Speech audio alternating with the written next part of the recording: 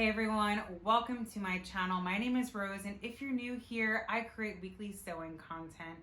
I'm originally from New York, and I studied fashion and technology at FIT, and I worked in the fashion industry for 10 plus years. So I'm currently now in the Netherlands, where I have a small sewing business here where I make my own professional PDF sewing patterns. The link is below. And I also teach sewing classes in person. So in my channel, I want to teach you some really professional sewing techniques so you can improve your sewing journey. Now, today we're making something for a little one.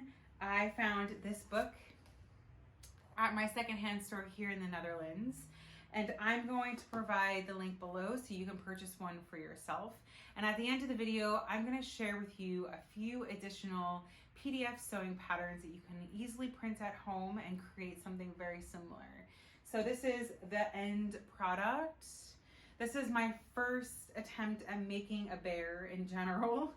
I'm sure like early on in my sewing process, like when I was a little bit younger, I made something sort of similar, but not to this extent.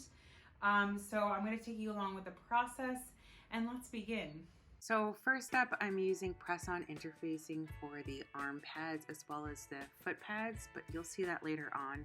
And my pro tip here is to make sure that, first of all, that the bumpy side is touching the wrong side of your fabric. So that's a very important part, but I also like to add a basting stitch all around. This helps to not only stabilize your seam, but if you do this before you press this interfacing on, you can then flip it so you see the interfacing and trim off the extra seam allowance for interfacing. This is, I find, so much easier than having to trim down seam allowance of the interfacing or creating another pattern just for interfacing. And this is just my little pro tip to you. Let me know if you find this useful and if you've ever done this yourself. After you do this, you can then put your iron on and press it so the glue sticks to the wrong sides. Next step is to add the pads to the arm pieces. So pressing this open after you're finished and having a nice open seam allowance. So in the book, it's asking for us to turn back the seam allowance on the arm where it's connecting to the shoulder. But what I really love to do is change my stitch back to that 4 and use a basting stitch instead. This really helps to make sure my seam allowance is nice and smooth, and you can always trim and clip into that if you need it. So this is what I've been doing, and also before we go on, I didn't mention that it's important to turn down your stitch size. So for this pattern, because I'm working with a weave and it is quite a big weave, I decided to make my stitch size between a 1 and a 2 just so that it doesn't unravel, and this ensures that the seams are nice and strong. Next step is with the right sides together, I'm sewing the inner and outer arms together. So I'm leaving open the basting stitches and I'm sewing with that smaller stitch, that 1.5, in between those 2 basting stitches, leaving that shoulder placement open. I'm applying the same method, the basting stitch where the legs connect to the body. These are the leg pieces now. And then with my shorter stitch, I connect inner and outer legs together. This has overall been such an easy process so far, and I'm really enjoying the sewing pattern. Our outer leg pattern piece is slightly bigger, so you see that little gap, and this is perfect for just shaping.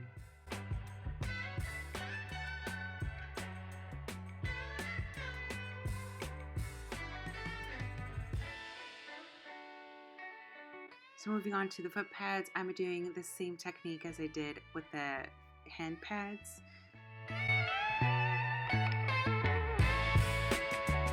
This part was not included in the book, but I always love to add a basting stitch around any circular things, and I did that same here as well, changing my stitch length to 4 and then matching the foot pad inside of the bottom of your foot opening, and then I just pinned everything in place with this basting stitch. You are then able to trim down and notch into it if you need to without ruining your fabric. Next up is you can just sew all of this into place, and you can actually use the foot pad basting stitch to follow for your seam allowance, just in case anything gets a little funky. Then it's time to flip the foot inside out, and I'm just using a finger pressing method, just using your nail to open all the seam allowance, and then you can also go off to your iron and steam all of these seams open.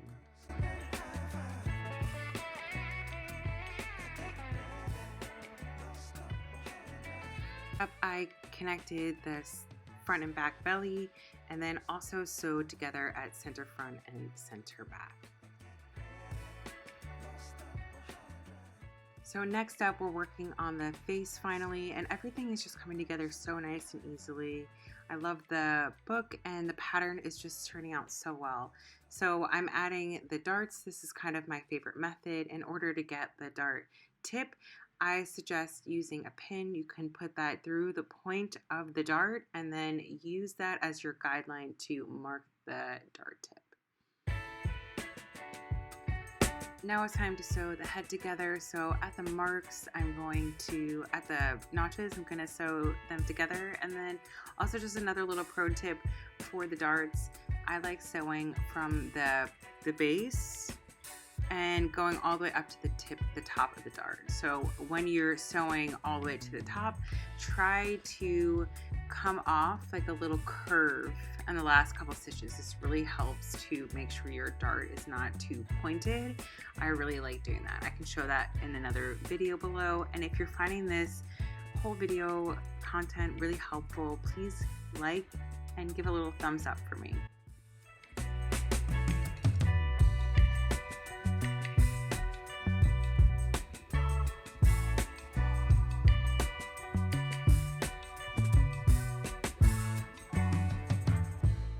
At this point in the process, it's time to start stuffing this baby. So we're just putting all the stuff into the little arms. I think I used about a bag and a half. And this was like a really nice process. I just used my hands just to get the fluff all the way down, and then I turned under that basting stitch. It comes in handy now. And I turned under the basting stitch and just pinned everything in place so that seam allowance is nice and consistent. And then also pinned the head to the body, and this was just really temporary. I just wanted to see how everything was fitting. And then another little pro tip here is, instead of just doubling your thread, what I end up doing is kind of tripling it. So you're pulling the thread all the way out, folding it in half, and then folding it in half one more time, threading your needle and tying it off at the end. This makes it really stable and really strong. And this is my preferred method of sewing all of these kind of seams. The head on, I start from the center back and make my way all the way around. I'm using a slip stitch here, and I'm using that for all methods. And after that, I move on to the arm. I do the same little method here. I'm using a double back stitch with my strong thread, and this is just a little tack just to make sure everything looks good the way it is, and I sew on the legs just the same. After the belly is now fluffed and added all that stuffing, I'm going to close this as well using a ladder stitch. All right, and this is what I have so far.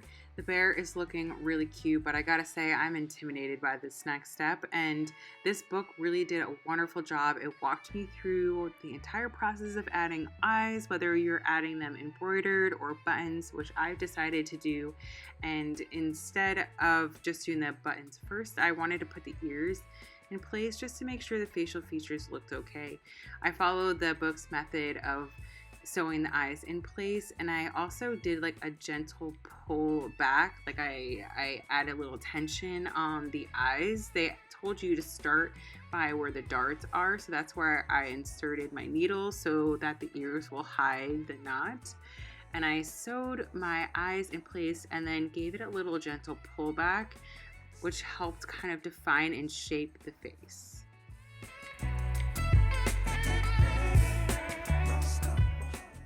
I then gave the ears a little box pleat on the front only, so that means a little pleat towards the left that faces left, and then a little pleat that faces towards the right. I pinned that in place and just gave it a little tack with the needle by hand. Then I turned in all of the seam allowance for the ears and began to sew it onto the body. So I don't have the ear sewing process here, but when I was pressing it, I did realize that it was really important to trim it down to that seam. So I sewed the ears together, right sides together, as the book suggested. And the book didn't suggest doing any clipping or trimming down the seam allowance, but I thought this was a really important step in making my ear shape the cleanest as possible. Otherwise, it was really pointed. So I really worked hard to make the ears nice and smooth and circular.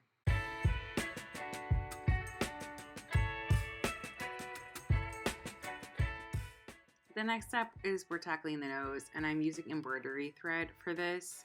So I hid the knot in the center of the nose. So I just put the needle directly in the center of the nose so the knot is there, and then I started working my way all the way from the right side to the left, and then I'm creating the mouth here. So I'm kind of just winging it. I'm following the guidelines of the mouth shaping in the book, and I figured if I hate it, I can always remove it and take it out. It ended up turning out pretty good. I used a split stitch embroidery technique for this, so it made that all the dimensions seem really like full and not empty, which I thought was really important. And this is the final outcome. I have added some links below so you can find some sewing patterns that are really similar or identical to this. I hope you enjoyed. Please subscribe if you like more content. Have a good one. Bye.